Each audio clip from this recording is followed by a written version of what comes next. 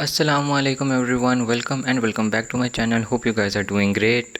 So I know I'm posting after a very long time. I'm really sorry for that. So khair, a lot of you guys were asking me to share some tips and tricks or timetable for improvement of first year, so I thought why not to make a video on it. So here I am with time table for first year improvement. तो 30 days का time table है, ठीक है, अपने हिसाब से मैंने बनाया। You guys can definitely change it and play around with it, जैसे आपको अपने हिसाब से कंफर्टेबल लगे आप इसको चेंज कर सकते हैं। And first thing first, there are two types of students, ठीक है। एक तो वो स्टूडेंट्स हैं जो मल्टीपल सब्जेक्ट्स को साथ लेके चलते हैं, और एक वो स्टूडेंट्स हैं जो एक सब्जेक्ट को एक टाइम में करते हैं, यानी वो सिर्फ एक सब्जेक्ट पे फोकस करते हैं एक टाइम में। सो इस वीडियो में मैं दोनों के बारे में बात करूँगा कि ऐसे आप मल्टीपल सब्जेक्ट्स को साथ लेके चल सकते हैं, या अगर आप एक सिंगल सब्जेक्ट को लेके चलना चाहते हैं तो आप उस सूरत में क्या कर सकते हैं। So make sure to watch the video till the end. So खैर, सबसे पहले सिलेबस की थोड़ी बहुत बात करते हैं, जनरली बात करते हैं सिलेबस की। तो टोटल नंबर ऑफ़ चैप्टर्स हमारे पास हैं 51। अब 51 में यहाँ पे मैं साइंसेस की बात कर रहा हूँ, ठीक है। बायो, फिजिक्स और केमिस्ट्री तीनों चैप्टर्स, तीनों सब्जेक्ट्स के चैप्टर्स को कंबाइन करें तो टोटल नंबर ऑफ़ चैप्टर्स बनते हैं 51, और टोटल नंबर ऑफ़ डेज़ है हमारे पास 30। तो अब इन 30 डेज हमने 51 चैप्टर्स को कंप्लीट करना है। उसके लिए जो सबसे पहली चीज़ आपने करनी है वो ये है that you have to only focus on summative topics, ठीक है।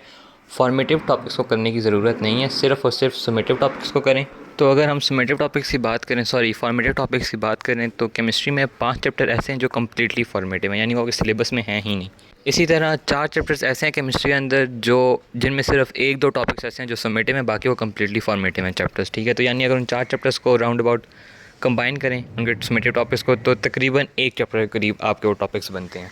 सो इन शॉर्ट, केमिस्ट्री के 22 चैप्टर्स में से 8 चैप्टर्स ऐसे हैं जो आपके सिलेबस में नहीं हैं, ठीक है। तो टोटल पीछे रह जाते हैं आपके 14 चैप्टर्स केमिस्ट्री में। इसी तरह अगर बायो की बात करें तो बायो में भी कुछ चैप्टर्स ऐसे हैं जिनमें फॉर्मेटिव टॉपिक्स इंक्लूड हैं, जैसे सेल स्ट्रक्चर हो गया। प्रोटिस्ट एंड फंजाई वाला चैप्टर जो है वो कम्प्लीटली फॉर्मेटिव तो नहीं है, लेकिन ये कि मोस्टली टॉपिक्स उसमें फॉर्मेटिव ही हैं, ठीक है। बहुत कम ऐसे टॉपिक्स हैं उसमें जो समेटिव हैं, आई गेस 3 के 4 टॉपिक्स उसमें समेटिव हैं सिर्फ। इसी तरह बाकी चैप्टर्स भी हैं। एनिमेलिया हो गया, उसमें क्लासेस जो हैं, क्लासेस ऑस्टिकथाइस से आगे जितना भी चैप्टर है वो फॉर्मेटिव है। इसी तरह हमारे पास है इनहेरिटेंस वाले चैप्टर में भी कुछ जो हैं टॉपिक्स वो फॉर्मेटिव हैं, और इसी तरह जो हमारे पास इकोलॉजी, उसमें भी कुछ चैप्टर्स फॉर्मेटिव हैं, ठीक है। तो राउंड अबाउट अगर आप निकालें इन सब चैप्टर्स को तो तकरीबन 3-4 चैप्टर्स के आसपास कह लें निकल ही जाता है सिलेबस आपका बायो में भी। ऑल्दो कोई चैप्टर कम्प्लीटली फॉर्मेटिव नहीं है बायो में, लेकिन फिर भी लाइक बहुत ऐसे चैप्टर्स हैं जो मोस्टली फॉर्मेटिव, जैसे प्लांटी वाला चैप्टर है उसमें बहुत बहुत कम चैप्टर है कॉस्मेटिव है, बाकी वो मोस्टली चैप्टर फॉर्मेटिव है, ठीक है। तो राउंड अबाउट आप कह लें यहाँ पे 11 मेंशन है, 11 नहीं 12 कह लेंगे, 12-13 चैप्टर्स आपके बनते हैं बायो के आउट ऑफ 15। फिज़िक्स में एक पार्टिकल फिजिक्स वाला चैप्टर है जिसमें कुछ टॉपिक्स फॉर्मेटिव हैं। इसके अलावा I don't think so physics, और इसके अलावा वेव्स वाले चैप्टर में कुछ टॉपिक्स फॉर्मेटिव हैं, बाकी फिजिक्स मोस्टली समेटिव है, ठीक है। फिजिक्स में बहुत कम फॉर्मेटिव टॉपिक्स हैं। तो खैर, अभी टाइम टेबल की बात करते हैं। तो टाइम टेबल बनाने से पहले आपने सिलेबस को करना है 3 कैटेगरी में डिवाइड, ठीक है। ईजी, मीडियम और डिफ़िकल्ट, इस कैटेगरी आपने डिवाइड करना है। मैं ऑलरेडी एक वीडियो में पहले बता चुका हूँ कि इसको आप कैसे डिवाइड कर सकते हैं। सो अगर आपने वो वीडियो नहीं देखी तो आप जाकर वो वीडियो देख लें। तो यहाँ पे भी मैंने बायो, फिजिक्स और केमिस्ट्री तीनों को 3 कैटेगरीज में डिवाइड किया हुआ है, ईजी, मीडियम एंड हार्ड। अब जो आगे मैं टाइम टेबल शेयर करूँगा आप लोगों के साथ, उस टाइम टेबल में भी मैंने सेम इसी कैटेगरी को यूज़ करते हुए चैप्टर्स को पेयर अप किया हुआ है, ठीक है, कि एक इजी के साथ या 2 इजी चैप्टर्स के साथ एक डिफ़िकल्ट चैप्टर या मीडियम चैप्टर रखा है मैंने। तो ये कैटेगरी मैंने अपने हिसाब से बनाई है, आप इसको अपने हिसाब से कर सकते हैं। फिज़िक्स का क्योंकि मोस्टली सिलेबस जो है वो मुझे आता है, ठीक है, तो इस वजह से उसमें मैंने एक ईजी चैप्टर को 2 ईजी चैप्टर्स को एक दिन दिया है। मीडियम कैटेगरी में मैंने दिए हैं एक चैप्टर को 1 दिन, और डिफ़िकल्ट कैटेगरी में मैंने एक चैप्टर को दिए हैं 2 दिन, ठीक है। तो टोटल 6 चैप्टर्स इजी कैटेगरी में हैं मेरे, तो बनते हैं तकरीबन 3 दिन इजी कैटेगरी के। डिफ़िकल्ट कैटेगरी में मेरे 4 चैप्टर हैं, तो 4 दिन बनते हैं मेरे डिफ़िकल्ट कैटेगरी के, मीडियम कैटेगरी के। इसी तरह जो मेरी डिफ़िकल्ट कैटेगरी उसमें 2 चैप्टर्स हैं, हर चैप्टर को 2 दिन दिया, तो 4 दिन मेरे बनते हैं डिफ़िकल्ट कैटेगरी के। ओवरऑल मेरे बनते हैं 11 दिन, नीचे मेंशन है 12 दिन। 1 दिन एक्स्ट्रा रखा है ताकि कोई ऊपर ऊंच नीच ना हो जाए, ठीक है, हो जाए तो वो हो जाए, उसमें कवर अप हो जाए। इसी तरह सेम मैंने बायो और केमिस्ट्री के लिए भी किया है, लेकिन उसमें मैंने नंबर ऑफ़ डे स्पेसिफाई नहीं किया, ठीक है, किसी भी सब्जेक्ट के लिए। तो इस तरीके से आप अपने सिलेबस को डिवाइड कर सकते हैं 3 कैटेगरीज़ में। सो खैर, अभी टाइम टेबल शेयर करता हूँ मैं आप लोगों के साथ कि टाइम टेबल मैंने किस तरीके से बनाया, ठीक है। Again it's a rough time table, आप इसको अपने हिसाब से एडजस्ट कर सकते हैं। और टाइम टेबल 21 डेज़ का है, और जो सिलेबस कवरेज है वो मैंने किया है अपने माइंड में कि 25 डेज़ में आपने सिलेबस कवर करना है, ठीक है। जो आखिरी के 5 दिन है वो आपने एक्स्ट्रा रखने हैं, और 25 डेज़ में कोशिश करने का सिलेबस कवर हो जाए। तो अगर आप यहाँ टाइम टेबल में देखें तो ये 21 डेज़ का टाइम टेबल है, ठीक है। और जो डे 1 है इसमें है सबसे पहले फिज़िक्स का एक चैप्टर है, फिज़िकल क्वांटिटीज़ वाला, और साथ है केमिकल बॉन्डिंग केमिस्ट्री का। अब फिजिकल क्वांटिटीज़ छोटा सा चैप्टर है और काफ़ी इजी चैप्टर है, ठीक है, 15 to 20 मिनट्स में कवर हो जाएगा। ऑन द अदर हैंड अगर केमिकल बॉन्डिंग की बात करें तो थोड़ा डिटेल चैप्टर और मुश्किल चैप्टर है, ठीक है, याद करने वाला चैप्टर है बेसिकली, तो उसमें आपको टाइम लगेगा। इसी तरह अगर डे 2 में आप देखें तो ट्रांसलेटरी मोशन के साथ है सेल और इकोलॉजी वाला चैप्टर। तो सेल प्लस इकोलॉजी वाला चैप्टर है वो, लाइक ये 2 चैप्टर्स हैं बायो के, लेकिन दोनों बहुत जनरल से चैप्टर हैं, ठीक है, आप इनको ईजिली कवर कर सकते हैं। जनरल 1-2 दफ़ा रीड करेंगे तो आपको याद हो जाएगा ये। इसके साथ है ट्रांसलेटरी मोशन वाला जो बेसिकली डेरिवेशंस वगैरह प्रोजेक्टाइल मोशन वगैरह वाला चैप्टर है, ये वो है। फिर इसी तरह डे 3 की बात करें तो एटॉमिक स्ट्रक्चर है, उसके साथ एंजाइम्स वाला चैप्टर है। अगेन एंजाइम्स वाला चैप्टर बहुत इजी है, एटॉमिक स्ट्रक्चर वाला चैप्टर थोड़ा सा डिटेल में है वो भी इजी, लेकिन वो थोड़ा डिटेल चैप्टर है, वैसे उसको मैंने इसके साथ पेयर अप किया हुआ है। तो यूँ नीचे आप जितने भी चैप्टर्स देखेंगे सारों के साथ ही सी हैं, ठीक है, जो डिफ़िकल्ट चैप्टर है उसके साथ ईजी चैप्टर को मैंने पेयर अप किया हुआ है यहाँ पे। डे 4 की बात करें तो उसमें है bioenergetics plus relativity. Bioenergetics detail chapter है, relativity on the other hand easy और छोटा सा चैप्टर। इसी तरह डे 5 में जाएँ तो किंगडम प्लांटी है, 7 प्लस वर्क एंड एनर्जी है। अब किंगडम प्लांटी भी काफ़ी इजी चैप्टर है, ठीक है बुक में काफ़ी डिटेल चैप्टर है ये, लेकिन है ये काफ़ी डिटेल चैप्टर, लेकिन ये मोस्टली फॉर्मेटिव है। समेटिव इसमें बहुत कम से टॉपिक्स हैं, ठीक है, छोटे से टॉपिक्स हैं जो समेटिव हैं इसमें। और साथ फिजिक्स का चैप्टर है तो वो भी काफ़ी इजी है, मतलब जो डे 5 वो थोड़ा सा इजी रहेगा आपके लिए। इसी तरह डे 6 में जाए तो डाइवर्सिटी प्लांट फंक्शन है, थोड़ा सा डिटेल चैप्टर है ये, और इसमें याद करने वाली चीज़ें थोड़ी ज़्यादा हैं आखिर में जो है ना, फंक्शंस वगैरह। और इसी तरह एवोल्यूशन है साथ, वो भी याद करने वाला है। अच्छा, यहाँ पे अगर आप चाहें तो आप इंटरचेंज कर सकते हैं, वर्क एंड एनर्जी को बेशक प्लांट फंक्शन के साथ कर लें और एवोल्यूशन वाले को बेशक प्लांटी के साथ कर लें, जैसे आपको बेहतर लगे, ठीक है। फिर अगर डे 7 की तरफ आएँ तो डे 7 पर अगर आप देखें तो टोटली सिर्फ और सिर्फ ऑर्गेनिक केमिस्ट्री है। अगर आप मंडे से टाइम टेबल फॉलो करें और डेज़ को काउंट करना स्टार्ट करें तो ये Monday, Tuesday, Wednesday, Thursday, Friday, Saturday और संडे, डे 7 पे संडे आ रहा है आपके पास।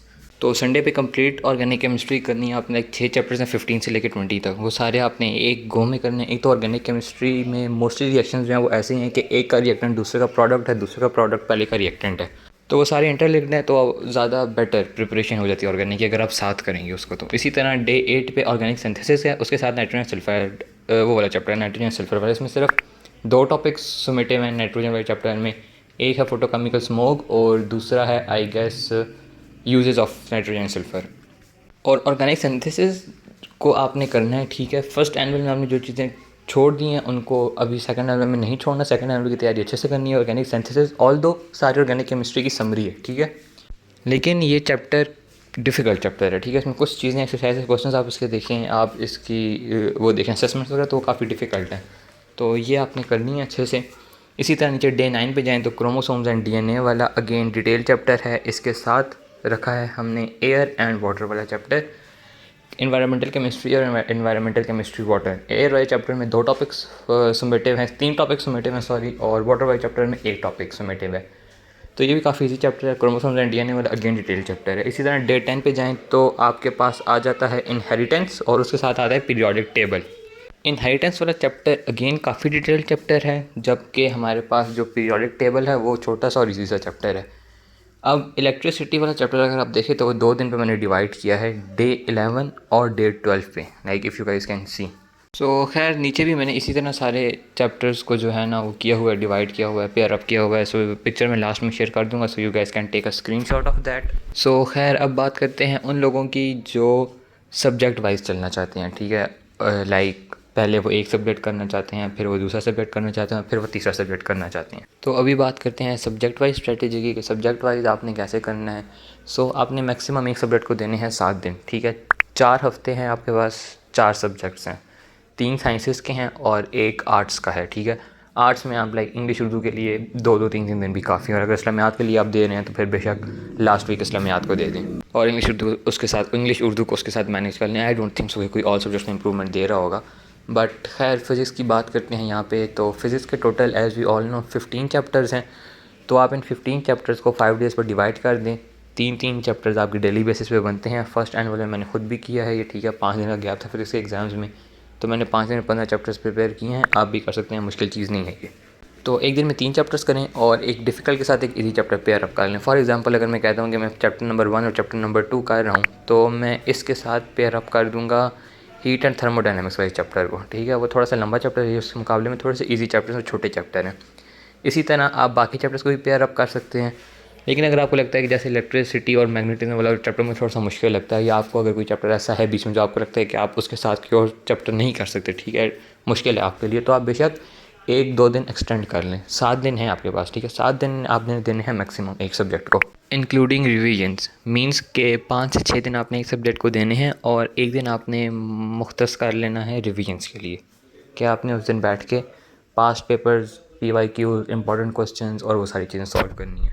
इसी तरह बायो की बात करते हैं तो बायो में भी अगेन 15 चैप्टर्स हैं। हर दिन आप 3-3 चैप्टर्स करें बायो के, तो आपका सिलेबस कवर हो जाएगा बायोलॉजी का, ठीक है। 3 चैप्टर्स करें, एक डिफ़िकल्ट के साथ 2 इजी चैप्टर्स कर लें, या एक डिफ़िकल्ट एक मीडियम चैप्टर कर लें, जैसे आपको बेटर लगे। वैसे ही है कि 3 चैप्टर्स आप एक दिन में करें तो बेटर होगा आपके लिए।